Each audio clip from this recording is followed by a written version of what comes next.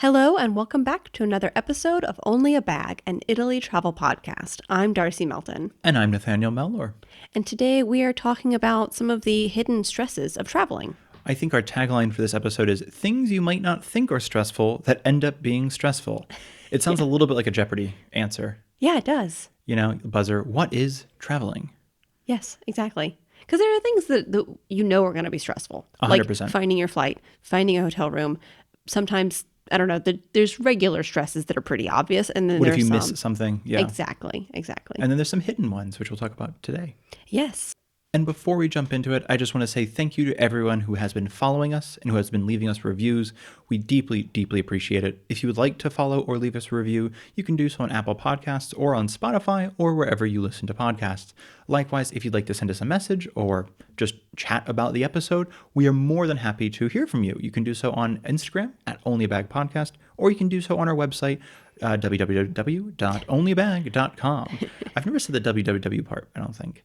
Where you can also find a bunch of articles. We're right now working on some sort of itineraries. If you'd like to sort of help basically plan your trip to Italy and you just want to kind of see what other people are doing, we're going to have some itineraries up soon, as well as going to keep going with this first time to Italy walkthrough that is now live and has some articles. Last but not least, if you'd like to support us, you can do so on Ko-fi, ko-fi.com/onlyabag, where you can donate, or you can use our affiliate links in the description, and we get a small portion of your purchase. And basically, we really genuinely appreciate everything that you all have been doing to help us continue this podcast. We appreciate it so much. And because the first thing we're actually going to be talking about in today's episode is phone plans, we are proud to announce that we have our first ever sponsor. I love That was it. my excited noise. We don't have like a soundboard, so it's just Darcy. Yep. Just me all day making little noises. Yeah, I'm so excited. We have our first sponsor. It is Sim Local. And what is SimLocal? Well, thanks for asking, Nathaniel. You're welcome. SimLocal is a UK-based eSIM or electronic SIM company offering affordable rates for SIM cards that function in the EU, with plans starting at $4 for 1 gig of data to $52.25 for unlimited data for 15 days. SimLocal wants you to travel Europe, or Italy in this case, with genuine unlimited connectivity. SimLocal is connected to Europe's leading networks like Orange, Leica, 3 or Tre in Italy, EE, and more for reliable coverage across the continent. Once you've landed, all you have to do is tap Activate on your phone, and by the time you've left the airport, the new SIM card is activated.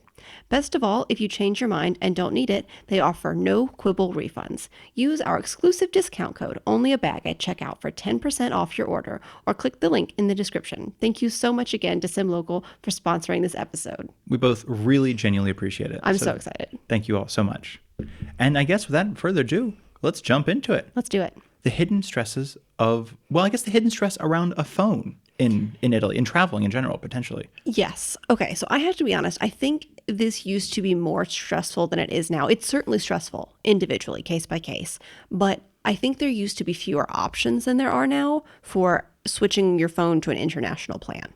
Yeah, I think for those of you who are from the States, or rather we're from the States, so a lot of our, I don't know how, I guess our experience, I think, is United States based, which I only say this in the sense of phone plans, for example, in the United States are locked, or they used to be locked in the sense of if you had Verizon, you could only use Verizon. So if you were going to go traveling, you had to use Verizon's travel plan. You couldn't necessarily take out the SIM card and use something else because when you put a new SIM card in, your phone would say, hey, this has been locked to Verizon's network.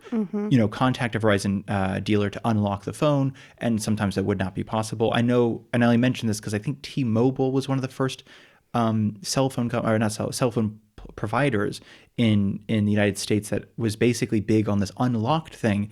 And I only know that because that's what I had in 2013, where you were not beholden to this plan. You could just essentially cancel T-Mobile, go traveling, pop in a new SIM card, and then all of a sudden you'd have whatever local SIM coverage would be there, if that makes sense. Yeah, exactly. I had AT&T, I think, the first time I went traveling sort of on my own to meet you. And so I used their, without knowing any better, honestly, and I think my phone was locked to them at that point, I used their international plan, and I ended up spending like $100 or something. But in like a day or something. I mean, like super quickly. It was very, at that time, I'm not no shade on AT&T. I don't know what their current plans Tons are. of shade on AT&T, to be clear. And at the time, it was super basic, like almost no data plan. I couldn't call, basically I couldn't call my family as much as I thought I would be able to. I couldn't use the internet as much as I thought I would be able to. And I spent way too much money for what I was given. I then 100%. used T-Mobile at a certain point, and I think their international plan was better. I think I used I was able to get change it with a SIM card, an international SIM card. We did that back and forth for a while when we went between the U.S. and Italy. Which we still do, actually. Now that I think about it, we still, when we go there, we just get a prepaid number because.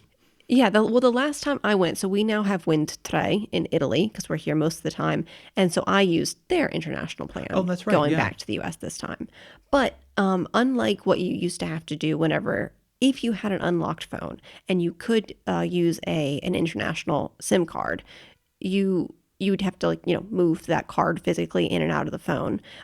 Also with some of them, basically you don't get to, when you switch your SIM card, you don't get to have the same number if it's a physical card. Yes. Like if you're going between what I did, for instance, T-Mobile, a phone provider in the US, and then I would switch to a physical SIM card with a Wind Tre plan, I would have to get a different phone number, right? Which also you would, and I think one, it complicated, like obviously calls and texts because people would still call and text. It was a little easier with an iPhone because you can add multiple numbers to the same iMessage account. So if somebody else was messaging us off an iPhone, we would still get it. But if they're messaging us off any other phone, we wouldn't. There's also, we now I think use WhatsApp more than and Signal more than anything else. But those either used to be locked to the phone. I think WeChat, which is a Chinese-based messaging app, because I have family in China, so we all use WeChat to keep in touch. And I realized actually swapping out the SIM card the first time, you can't do that with WeChat like you could with WhatsApp. So WhatsApp, I think even for me, it still displays a really old number because I think it's the number I signed up with, not my current number. Oh, but so it's to the phone physically. I think so. It's to the phone, not to the phone number. Like you still need an active phone number, which we're only bring this up, by the way, in case you are traveling and you're like, okay, I do want to switch numbers. I want to switch to something more local, but you might not be able to get texts and calls from friends and family, basically. You might have to use a messaging app like Signal or like WhatsApp, or use iMessage if you have an iPhone, rather than relying on sort of a phone number. A phone number, because I think with your grandmother, it sort of got to the point where it was like Darcy 2017, Darcy 2018 spring, Darcy 2018 fall. And it was just, anytime she wanted to call you, it was just going through the number. Like when we were in the States, just trying to, what's the most recent? Like, what did she call me? Because sometimes too, we were able to reactivate an older phone number, or get it again rather. So we're like, oh, we thought this would be simpler, but then we realized for everyone else, it's like your grandma would get a call off of, Darcy 2018 spring, and we're very not in 2018. Yeah. So it can lead to a lot of complications, basically. So to simplify this, Yes. your options are, if you already have a phone provider, if you're using a phone, and you have a phone number, you can look up that phone company's international plans. Honestly, they're probably going to be quite expensive, but that is a simple way to do things. You should definitely check to, obviously y'all know this, but if you are going, because I know like T-Mobile and AT&T and Verizon have pretty okay plans for going to Mexico and Canada, but it's going abroad, like outside of the continent is where it gets expensive. So definitely check specifically where you're going, especially if your trip is not just Italy. I only say that for those of you, especially who are like, oh, we're going to spend a couple nights in France or in Germany, Italy, maybe even go down to Morocco or Egypt, then you might not have coverage in, like the same Morocco and Egypt would not be in the same coverage plan potentially as Europe. Right. It's not just like generic international. It Right. can be sort of blocks of countries by blocks of countries. Exactly. So that's the first one. That's the first option, just going through your regular phone provider. The second option is, I would say, swapping to a EU provider like Wind Tre. Wind 3, if you will. So we have recommended this before because in many like train stations, for instance, like when you arrive to the Rome train station, there's a Wind Tre store. You can go in and get a SIM card there. Just pop out your old one and put this one in. They also have the eSIM. They version? do. So if I may actually say, just to sort of add more information really quickly. Yes, please do. It is a tourist-specific SIM card. So it is not for, if obviously if you're like a resident or whatever, it's not for you. They only work for 1 month, I'm fairly certain, because on their website they list the sort of terms and agreements. It works for 1 month and then it turns off. So it's not something you can keep paying. If you want another one, you just go and get another one. If you are here for 3 months, for example. But it's both physical and eSIM, which we'll talk about eSIMs in a second. But that way, if you have an older, like for instance, my phone I think can take eSIM, but it just doesn't it doesn't seem to really like eSIMs. Like every time I just try to set one up, it's very much like, please don't. So physical SIMs are very helpful for me.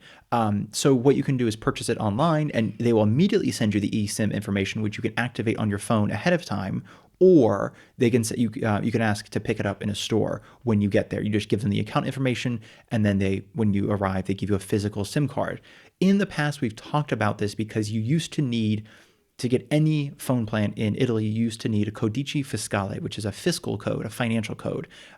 It's not like a social security number at all. I only mention that because sometimes I've seen it written like it's like a social security number. It's not at all that sensitive. No. Most people can guess somebody else's codice fiscale if you know their name and birth date, because it's a formula. So you can kind of like there's a generator online that tells you what your codice fiscale is. Yeah. But Wintray, and I know for a fact them, I don't know if other ones have started doing these sort of like temporary codice fiscales that work. It sounds like I'm saying something that's under the table, by the way. This is very much government approved. This is not like some sort of weird Italian thing. But you go and they will sign you up. Basically, they'll give you a codice fiscale code for whatever length of time you kind of need it. It is yours. I mean, obviously, it's not like there's no duplicate codice fiscales. It's also you don't need to be Italian to get one in the first place. It's just usually get one is such a pain. So the fact that you can just go to the phone store and get it immediately is nice. However, as I think you were going to say, is it's not always a guarantee that you will be talking to somebody who speaks English. So it can be a complication if you're planning on doing this and you get to Italy, and then especially if you didn't do it ahead of time and you get to Italy and you realize, oh yeah, how am I going to get this actually? Yeah, like for us, it was totally fine a few times because we, like landing in Rome, we knew how to get to from the airport to the train station. We didn't need phone service, and also we spoke Italian. So it wasn't a problem for us to not have service for that period of time and then walk into the store and get a SIM card. That was not an issue. But if you are nervous about speaking Italian and you're not sure if the people at that shop are going to speak English, and you definitely need coverage between the airport and the shop, I would say that getting an eSIM ahead of time makes the most sense. And that is, I think, the third option. Yeah, so exactly. First option is your own plan. Second option is a provider of a local country. The Wintray one, and I'm assuming it kind of works like this for a lot of countries. I'm just going to throw this out there too, is that the Italian one will also work in other countries in Europe. Not as well. They make it clear on their website, like what they offer for Italy is much better than what they offer for all of Europe. So it is kind of a specifically to Italy, but it seems to be more of like, if you also happen to be going to France afterwards or Germany afterwards, it'll still work. But it's not the same plan as you would get in Italy. But that's your second option. So third is eSIM. Yeah, exactly. And this is something that feels like pretty new to me. I feel like I'm in the stone age of knowing how technology works. For me, the SIM cards are still a giant SIM card. Anytime they give me the small one, I'm like, oh, they got really small now. Yeah. And now like, oh, we don't even exist anymore. They're just on your phone. Exactly, That's which is mind-blowing wild to me. Yeah, so you can get an eSIM, like we said, our sponsor of this episode, Sim Local. So that's a great example of an eSIM that you can get ahead of time so that you know once you land and you just click that button, you're going to be able to have service pretty much seamlessly. Yeah. You also, if I'm not mistaken, from the research I've done on eSIMs, because I had to learn all about eSIMs, is you don't also lose access to your old number, which is really nice. So you do have, and I know that like eSIMs are pretty big in other parts of the world where it is like used to be common to have two SIM trays in a phone where you can swap between the two. And I think eSIM just makes that easier. But this way you don't lose access to a phone number. You can just maintain still calls and text a phone number. That's really cool. So that's our third option. So basically with option 1, keeping your regular phone provider, you keep the same number. And option 3, you keep the same number, and that's an eSIM.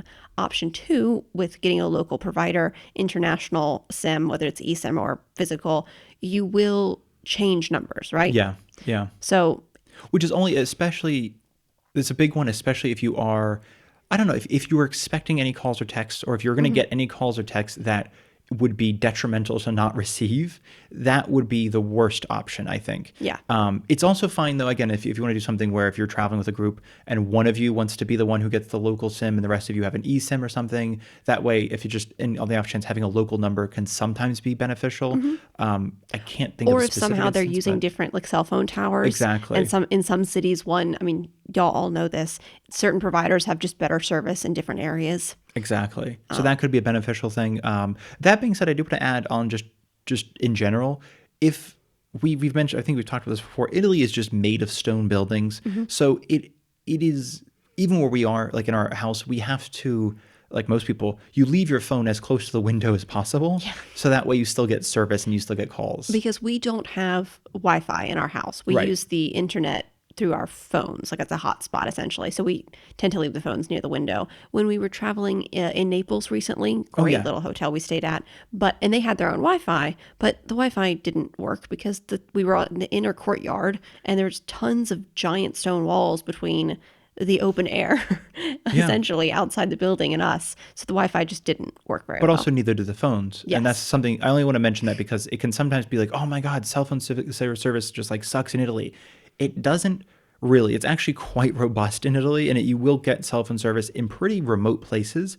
The unfortunate thing is just in a town, there really aren't ways to penetrate like walls that are 3-4 feet thick Right. and stone. So if you are going to be staying at a hotel, I mean, even in Florence, not or this year, but like a couple of years ago with your mom, I remember that was an issue. It was like I didn't realize it would have been that bad, the service, because it was like windows everywhere, it felt like, but it was only like even at the window we weren't getting service. It was only 1-2 step outside on the street. So that's just something to keep in mind, is if you're like, man, I paid all this money and I'm not getting any service. It is just the unfortunate aspect of being in in any sort of stoned place, basically. Yeah, exactly. I would also say it's a good thing to keep in mind. You're not going to know ahead of time whether your hotel is going to have good service or bad service, but I would just say that it's not the hotel's fault. I mean, there's nothing they can do about the thickness of their walls. And the same thing with the Wi-Fi. A lot of them have repeaters. A lot of them have like internet is obviously like fiber. A lot of Europe now has fiber, so a lot of them have fiber. But then it doesn't. There's like repeaters all throughout the hotel, but sometimes you don't necessarily get like the fiber speeds. You get this sort of, I hope this loads one day, sort of speeds. Which actually does bring us to our last option, which is Wi-Fi. Yeah, exactly. You talk about that. This is something I think I know it's one of those things. I think as a anybody I think anybody in America of at least 30, right? 30, 31, 30, 28 maybe, remembers back when phone plans had very, very little internet.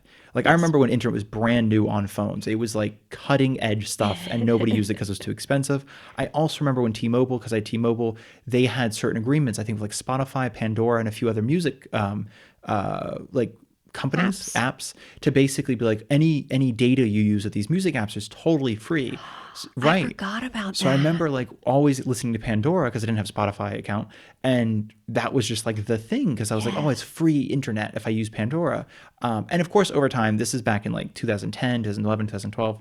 But I remember a lot of friends, it was just your outing is really heavily dependent on Wi-Fi. Because if you're like, oh, I'm waiting to like, look something up or whatever it is, it's like we're going to have to go from Wi-Fi spot to Wi-Fi spot. And in the States, I will say it does seem more common for cafes, for example, to all have Wi-Fi. That's pretty robust. I mean, even for like grocery stores, sometimes we'll have Wi-Fi. Hotels will have, everybody has, it seems like, Wi-Fi, and usually free and usable. In our experience, it is not as robust in Italy. The culture of free Wi-Fi doesn't really exist because I think in part because phone plans are typically, at least for Italians, fairly cheap. We've talked about this before. We only spend, I think, like 13 or 14 a month for unlimited internet, which is one of the reasons we use our phone and not Wi-Fi, because it's unlimited internet. So I think because of that, it's like, and it never really had that moment of like 1 gig costs you $40.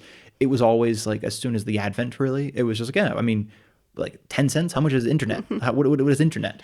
So I do think and I say this specifically to Americans. I'm not sure what it was like in Canada, Australia, England, all of our other top listeners, Or anywhere else in the or world. anywhere else in the world who listens. Yeah, I will say I don't know anywhere else, but I just know that for those, I don't know if it's similar. Like English speaking countries are all, have no access to data. But I only mention that because I've talked to some people who have come to Italy expecting similar. It's like, no, I don't need internet. Like my father is a great example of somebody who did not grow up with internet, but still works. Who's like, I'll just, if I need, he didn't bring a smartphone either. He brought technically a smartphone.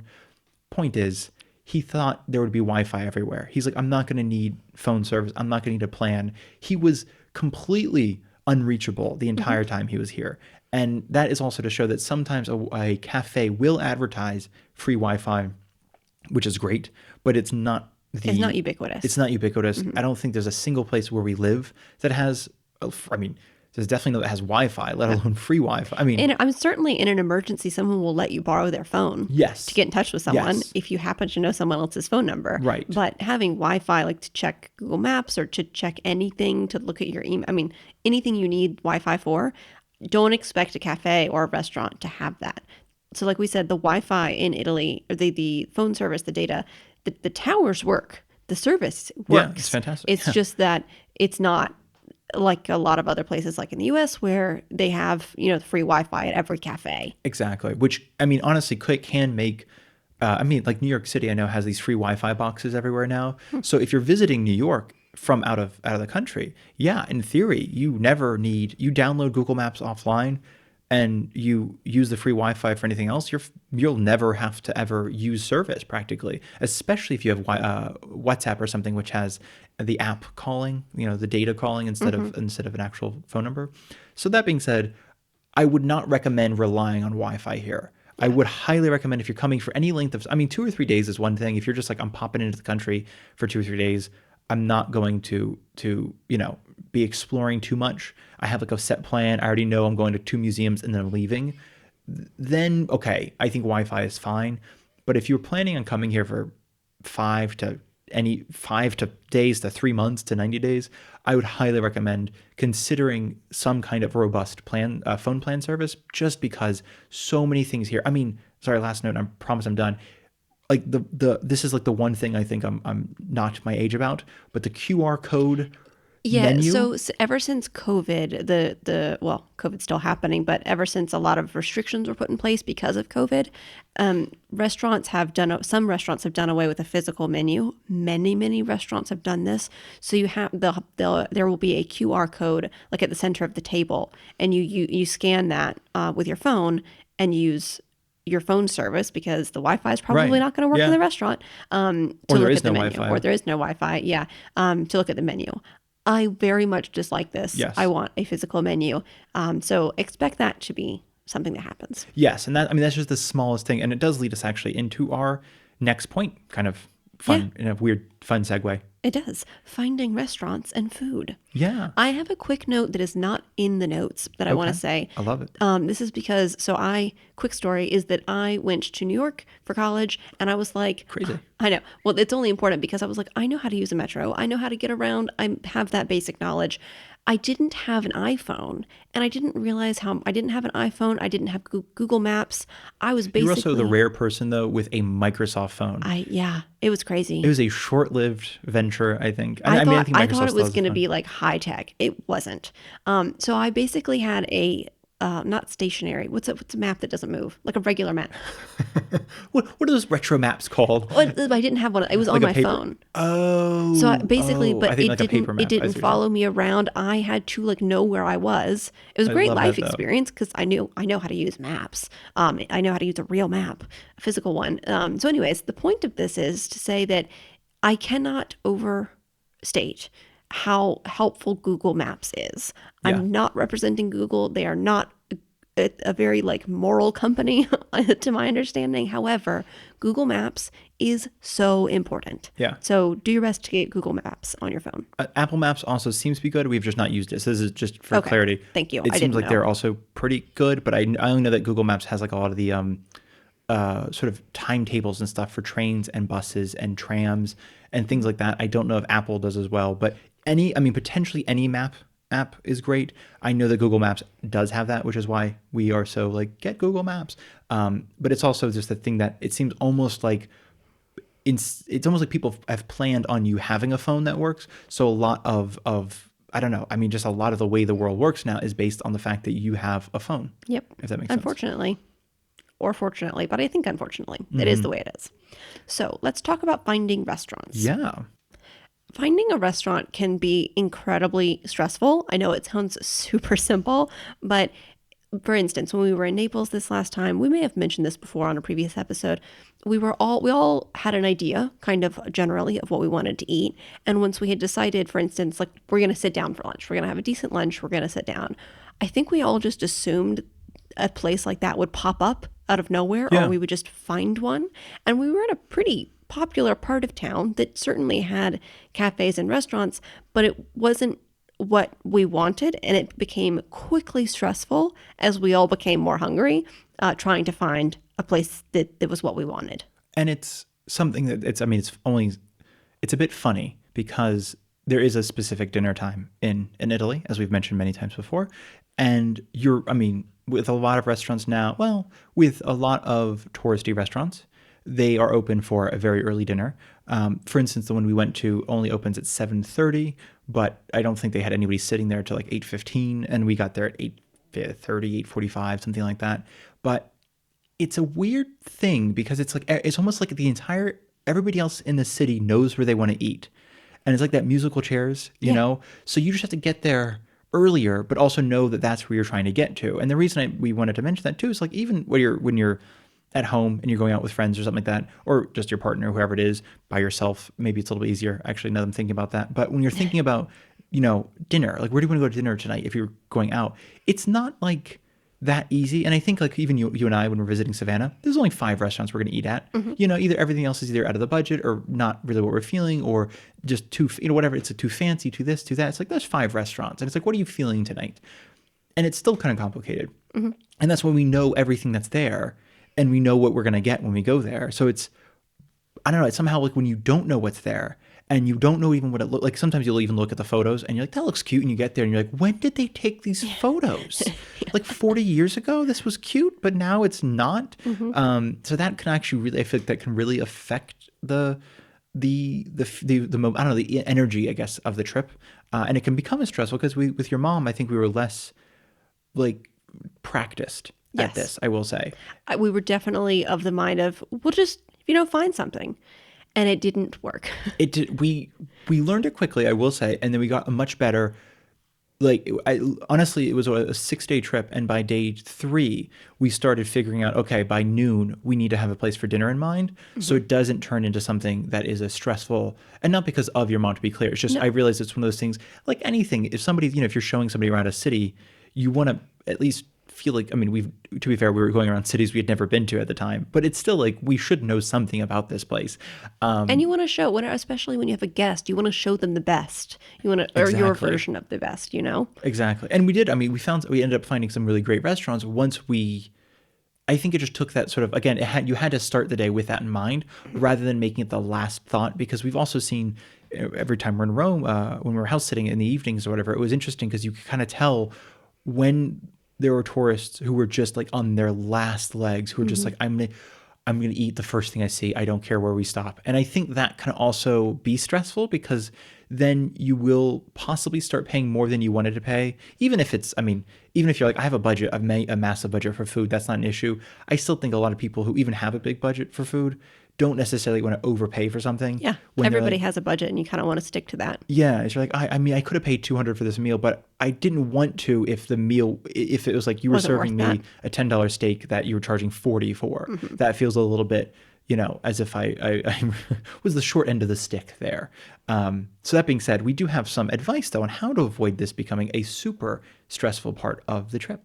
Yes. So number 1, look up restaurants ahead of time. This act in itself will be stressful.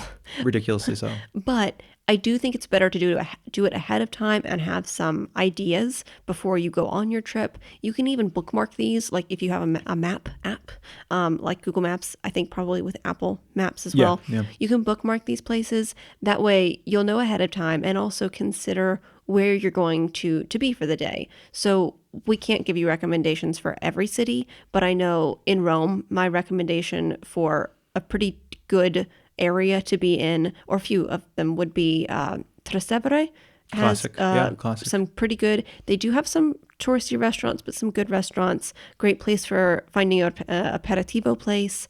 You also mentioned Prati, Prati can be a great place to which find is like restaurants. just north of the Vatican City area. So if you happen to have a late evening and you're around there. Yeah, exactly. That's a great one because I think a lot of people will be in that area. Testaccio, you can find lots of great restaurants, but other than that, it's pretty much a neighborhood. So you might not sort of organically find yourself in that area. That one's a rough one because it is, again, great food in Rome, but also just what else do you do when you're there? Exactly. That kind of reminds me of in Florence, there is a bunch of several interesting restaurants, I should say, across the river Yeah, on yeah. what is that, the south side? Yes. But you're probably not, again, going to organically find yourself over there unless maybe you go to the Pitti Palace and you're up for walking Or a fair the distance. Piazza Michelangelo. There's that like kind of hill. I mean, it's a parking lot on top, but Yes. it's lovely. It's a rose garden on the way up there. And again, a pretty decent walk from other restaurants. yeah. It's still on the correct side of the river for finding these good restaurants, but it's still kind of a walk. In Venice, I recommend Cannaregio. That is it's going to be quieter. But it's a pretty neighborhood. It's peaceful, and lots of great restaurants over there. It's definitely the place. And actually, if I may also kind of clarify slightly, one of the reasons we're mentioning some of these neighborhoods is one potential way of sort of planning out this trip is to have your hotel in a place that has already great restaurants rather than trying to find one later. So instead of saying like, okay, we're going to end up here, it could just be so much easier to be like, at the end of the day, we know for a fact we're going to go back to the hotel. We're going to freshen up. We're going to just, I don't know, change socks, put your feet up. We're going to go out and then we're just going to walk in 5 minutes in either direction until we find a restaurant that we all enjoy. And that is easier in Cannaregio, Trastevere, south of the river. I don't know the neighborhood of that in Florence than it is, for instance, like in Rome. There are definitely restaurants around the Colosseum. A lot of them are very touristy and Yes. then might not be the kind of quality of food you're hoping for or expecting. So it can kind of be the trade-off is, we get to stay near the Colosseum and get to see it every single time we walk back and forth to the hotel, which is beautiful. But you might not feel as if you're getting the best food that Rome has to offer. Second, kind of related to this, is what we also started doing, as I mentioned, with the trip with your mom, is anytime we walked by a restaurant that seemed remotely interesting, we would add it to like a pin on a map, basically, because we never were really sure. Like sometimes, I mean, especially when we were new to a city like Florence, the first time to Florence, or first time to Siena, you kind of got the sense that you're making these circles, if that makes sense. Yeah. So if you put a pin in the morning, you might not be that far from that place in the evening. Even the next day, if you're in the same city, you might end up back in that area. And be like, oh, you know what, this seemed really interesting yesterday. Let's go ahead. And you can always, I mean, too, if it looks really good, you can go ahead and make a reservation. Obviously, reservations are pretty, I was going to say important, but they're pretty, definitely useful. Yeah, I feel like they're more normal in Italy than they are in the U.S. Depending on where you're from, that might be different. But we will almost any time we're traveling make a reservation for dinner, not necessarily for lunch. But we often tend to get street food for lunch. But certainly we tend to make a reservation for dinner just in case. And a few times we've done it like at a place that was just completely, I think it was once in Prati, we made a reservation at a restaurant that was completely empty during lunch. And we thought like, just in case we don't want to like miss out kind of thing. And it was one of those things, I mean, it was thankful because the restaurant was completely packed when we got there. And they ended up having to like shift at one table away from another one and two other chairs from somewhere. And they're like, yeah, this works. This is a reservation for two. So it ended up being a great evening. But I think that's the thing. Sometimes like you don't know how packed something's going to be or how popular it is for dinner versus lunch or whatever it is until it's too late. And that can also be the worst because, as we've mentioned before, what the reason it's so stressful is not a question of, we'll just wait until the table's done.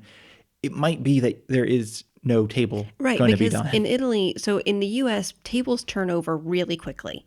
In Italy, you are having dinner for at least 2 hours. I would say 2 to 4 hours. Yeah, no, is standard. And one thing that since we're talking about the hidden stresses, so I made a reservation for dinner with my mom and my cousin when they were here visiting. And we got there. It was great. And I talked to the host, and they had lost our reservation, even though I'd made Kind of it classic, to be fair. only a couple of hours earlier.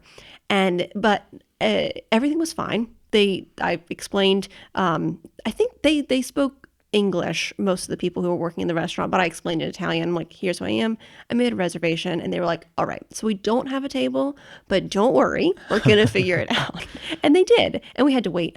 5 minutes maybe for them to, like you said, shift around tables. But because I had a reservation and I could calmly explain myself, they were able to move things around and make sure we got to eat. If you ever heard the expression like "give me a minute," like "dammi un minuto," Yeah. It is kind of, I don't know, it seems quite common when you're doing something like you didn't make a reservation and you kind of showed up, because that's usually an expression for I can make that happen, just give me a second. Yeah, exactly. And that's usually when they start moving some tables around or just stick one in the middle of the floor or whatever it is. They're like, does this work? They'll This find works. an extra table in the back. Exactly. Bring And it out. Yeah. They just stick an I think we've done that a few times though. They'll put our table against the back of somebody else's chairs and be like, they can't get out, but the table is there now. Exactly. So it is, yeah, if you ever hear that, give me a minute, that's usually a good sign. Mm-hmm. And I think the only other two things we want to kind of note on this sort of, again, when I say hidden stresses, it's something you've probably already considered, but if you've considered this, we want to then reinforce this, if that makes sense. If you haven't considered this, consider it. Consider, the food plan and consider finding restaurants. If you've already thought like, yeah, I know that's going to be difficult, just extra consider it, I guess, maybe. But the two other notes was eating regularly, if that makes sense. It is so easy, if we've noticed, to kind of skip meals or not eat what you're used to, which makes sense. You are traveling. You will be eating some things you're probably not used to, which is good. I mean, it's a awesome part of traveling is you get to eat a bunch of food you have not eaten before. And I think of when we travel, because we're now, from here, more or less, not from here, but we've eaten Italian food. We know what it tastes like. I think when we eat with people who are not from here, it can be sometimes overwhelming. Yeah. If that makes sense. And I think an example is pizza is a good example of, you won't have a pizza that tastes like a pizza in America if you're coming from America or England. We had a pizza in England once. It tasted, I think it was like Papa John's or something. We had one of those like, actually not in England. It was in Scotland. Take that back. But it's still Wow, Nathaniel. I know. Not the same place. I'm aware, and I do apologize. We had a pizza in Scotland. I think we had a pizza once, and but it was very American pizza. Like it wasn't nice. Wow. Okay. It was coming off of Italy. We're Yes. ooh, pizza. I'm kind of craving it's pizza, different, and then you're like, oh, right. I can see where you got your, where you were inspired. Your pizza inspiration. Yeah. Yeah. So I say that too because pasta dishes, pizza dishes, a lot of them can taste different than what you're used to, and it can lead to that, like, I don't know how to quite explain it, but almost homesickness. For sure. And almost sort of like you're not feeling very happy, if that makes sense. And again, I think this leads to stress because you're like, I just really want something that I enjoy. And then you have like, I love pasta and meatballs. And then you don't ever find pasta and meatballs because it's not Italian. You're like, okay, well, pasta and red sauce.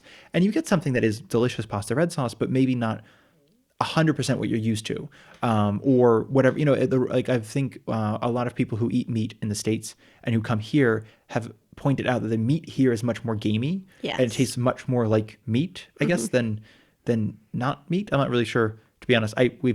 You're vegetarian. I've been vegetarian for like 10 years and I only recently started eating meat. So I do not know the difference, I'll be honest.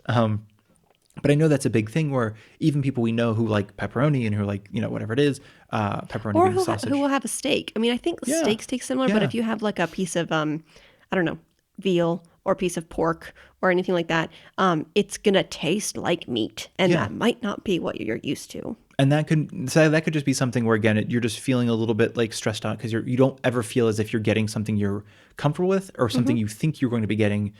And then it arrives and you're like, oh, that's not what I thought it was. And I'm already now kind of being put off by this. So we wanted to mention that mainly because it can easily turn into a stress when rather than being like, I don't know. I think some people are like, no, make an experience. And I'm like, no, I love it. But I've had experiences all day. Sometimes you just want something comforting that you know. Exactly. Especially if you're, everything's unfamiliar. Sometimes it's nice to have that one comforting thing. And I believe you made a note too, just keeping in mind tummy aches. Oh man, y'all. I have gotten better at this, but it is so easy to do this and give yourself a tummy ache.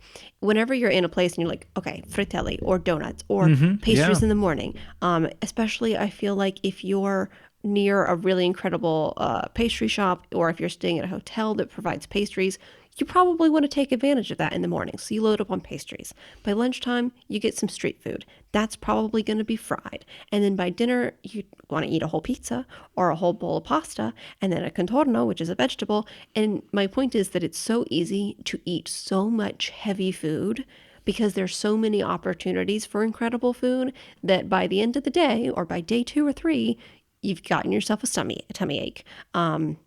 Yeah. So I mean, we were just with my mom and her partner, and it was just you and I don't typically eat breakfast just because it kind of makes us both feel a little bit run down. Like I just all of a sudden I'm really tired. Yes. And I'm like, I just woke up and I just It ate also breakfast. tends to make me more hungry by lunch than That's if I true. don't eat. But that's just us. That's not a recommendation. No, I definitely no eat for sure. Definitely eat. No, as I say, my mom's partner when we were having like they did the breakfast room and they had all the pastries and this and that, and he was just loading up, and he's like, "How can you not be eating the pastries?" He's like, "They're free. You know, they're included. They're free pastries." And I mean, it was great, but it was like again, I think by like an hour and a half later, he was like, "Okay, my stomach hurts. I need to sit down somewhere." That was just too much, and it's fine. I mean, I only mentioned it because he's Italian through and through. He just doesn't eat 9 pounds of pastries every morning. So it's not something he's used to. So we mentioned that again. I mean, traveling is, traveling and you're going to do a lot of things you're not used to, but it's so easy just to be like, oh my God, I didn't realize they had all of these here. And then you load up on it. And maybe it's also worth it because you might just be like, when am I going to, force feed myself 10 pounds of pastries?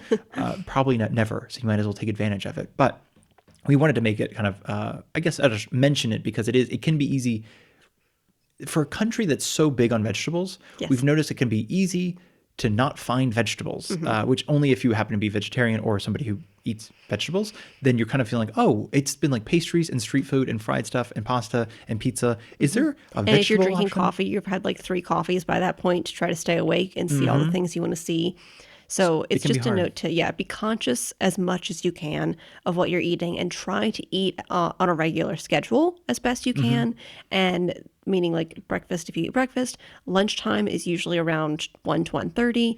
As we've said so many times, dinner changes between where you are in the country. The farther north you are, the earlier dinner time is. I would say Rome and south of Rome, dinner is 8:39. North of Rome is earlier than that, 7, even 6:30 in the very north. So try to eat regularly, time-wise, and be conscious that you don't eat all the wrong things all the time Yeah, no, and that's upset it. your stomach. I feel like it's like the parental podcast episode. But I know that's such a simple thing, but when you're traveling and you're thinking about so many other things, it can be so easy to forget the simplest. And then also it's the simplest and it physically makes you feel ill. Or if you feel like I mean, again, in just as a last note, and then I promise we're done. When your mom came to visit and we went, I believe, to Siena, you and I didn't realize that dinner was a different time because we'd never been to that far north really before. So when we were thinking like, oh, it's like 8, we should probably, start figuring out food.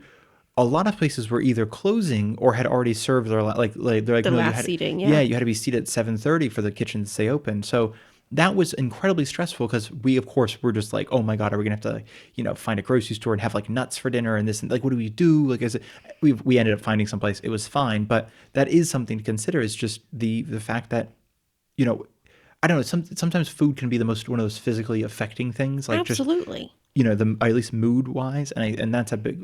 For instance, for us, it's one of the biggest hidden stresses. Is I feel like we've been traveling a lot, and now that we live here, but we still travel often. And it's still something that we can kind of be like, oh, if we're not like paying attention, we're not going to eat, and then we're just going to be very unhappy. So Absolutely. that's all my notes personally. Me too. Well, okay then. Sorry, I don't know. Well, alrighty. So on Friday, we're going to come to you with some more hidden stresses of traveling. Yes, and thank you again to Sim Local for sponsoring this episode, our first ever sponsor. First ever sponsor! Thank you little- so much. Little tiny podcast. Thank you all so much, and thank you all so much for listening. As always, we deeply and genuinely appreciate it. Absolutely. We appreciate you so much. Tanti abbracci.